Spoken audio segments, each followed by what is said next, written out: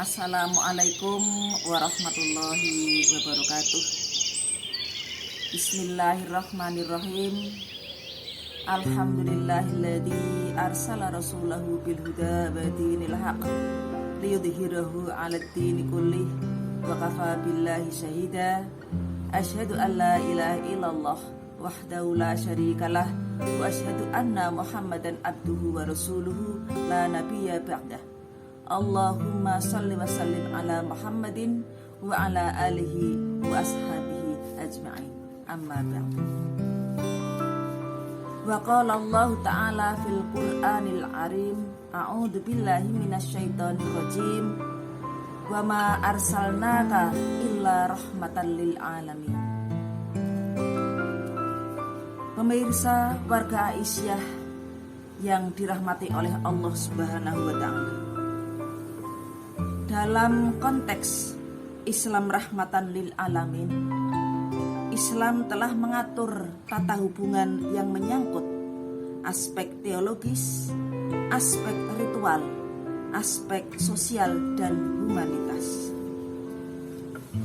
Pemirsa yang berbahagia, dalam aspek teologis, Islam memberikan rumusan yang tegas yang harus diyakini oleh setiap pemeluknya, tetapi dalam hal ini tidak bisa dijadikan alasan untuk memaksakan non-muslim untuk memeluk agama Islam. La ikraha fiddin. Begitu halnya tentang ritual yang memang sudah ditentukan operasionalnya di dalam Al-Quran dan As-Sunnah. Pemirsa warga Aisyah di seluruh penjuru tanah air yang dirahmati oleh Allah Subhanahu wa taala.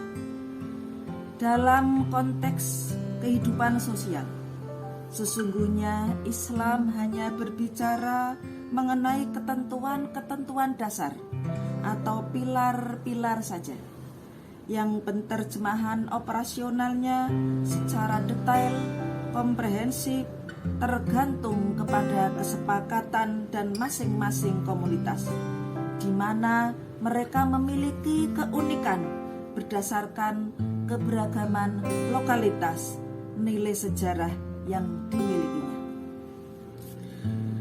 Keberadaan Islam sebagai rahmatan lil alamin mengakui eksistensi pluralitas, karena Islam memandang pluralitas itu sebagai sunnatullah, yaitu fungsi pengujian Allah kepada manusia, fakta sosial, rekayasa sosial, dan kemajuan umat manusia. Pemirsa warga Aisyah yang dirahmati oleh Allah Subhanahu wa taala. Pluralitas sebagai sunnatullah telah banyak diabaikan oleh umat manusia. Hal ini dijelaskan di dalam Al-Quran, surat Ar-Rum ayat 22. A'udzu billahi minasyaitonir rajim. Bismillahirrahmanirrahim. Wa min ayatihi khalqus samawati wal ard wa ikhtilafu alsinatikum wa alwanikum inna fi dzalika laayatil lil alamin. Artinya, dan di antara tanda-tanda kekuasaannya ialah menciptakan langit dan bumi, dan berlain-lainan bahasamu dan warna kulitmu. Sungguh pada yang demikian itu benar-benar terdapat tanda-tanda kebesarannya bagi orang-orang yang mengetahui. Hal ini begitu juga tercantum di dalam Al-Quran surat Al-Hujurat ayat 13 yang bunyinya, Ya ayyuhan nas, inna khalaqnakum min dzakari wa untha wa ja'alnakum syu'uban wa qabaila lita'arafu. Inna akramakum indallahi atqakum. Innallaha alimun khabir.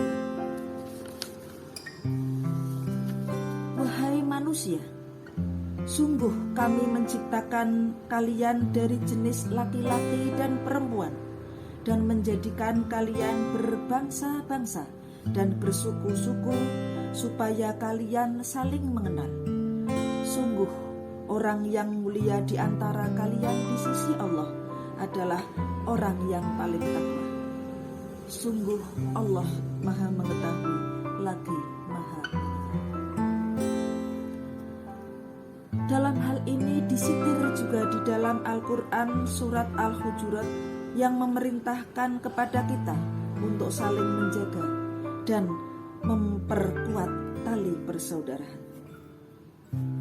Pemirsa warga Aisyah yang dirahmati oleh Allah Subhanahu wa Ta'ala, ada benang merah yang bisa ditarik dari perintah ini, adalah untuk mewujudkan perdamaian, karena semua orang harus merasa bersaudara.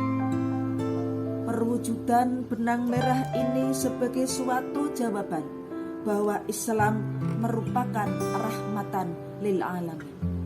Islam yang menebarkan rahmat bagi seluruh alam. Pemirsa warga Aisyah yang dirahmati oleh Allah Subhanahu wa Ta'ala, dalam konteks ini ada 3 hal ukhuwah, yaitu yang pertama, ukhuwah Islamiyah, artinya persaudaraan yang tumbuh dan berkembang atas dasar keagamaan, baik dalam skala nasional maupun skala internasional. Yang kedua, ukhuwah wataniyah, yang artinya persaudaraan yang tumbuh dan berkembang atas dasar kebangsaan. Dan yang ketiga, ukhuwah basyariyah, yang artinya persaudaraan yang tumbuh dan berkembang atas dasar kemanusiaan.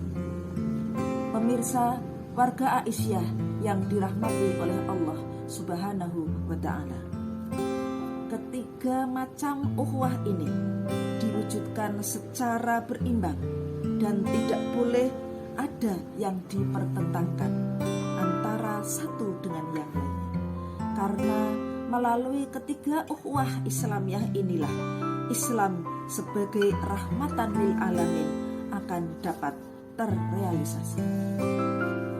Rasulullah Shallallahu Alaihi Wasallam memberi contoh hidup damai dan penuh toleransi dalam kehidupan yang plural. Hal ini sebagaimana ketika beliau berdakwah di Madinah, begitu juga di Mekah.